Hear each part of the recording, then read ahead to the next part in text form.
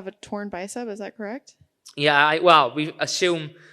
So I injured my shoulder 2 weeks ago in training before I flew out. When I got out here, the PI told me it was a torn bicep tendon. They did a great job, in all fairness to them, for the 8 days I've been out here.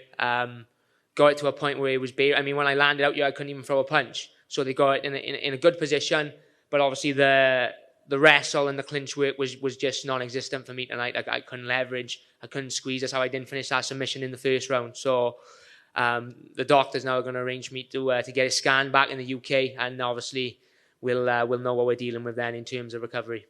Was there any discussion about not taking the fight, or was it just, I'm going to do this no matter what? Because of the injury, not because of the opponent. My coaches wanted me to give it a few days. They were constantly checking on me for about 5 days before we flew. But if I can get in there, I'll get in there. I don't like to. I've never pulled out a fight in my life, so I didn't want to start with this one. It was a big card, full of Brits, and I didn't want to not be a part of it. And look, I got a good enough game that if I can get in there and perform, I will.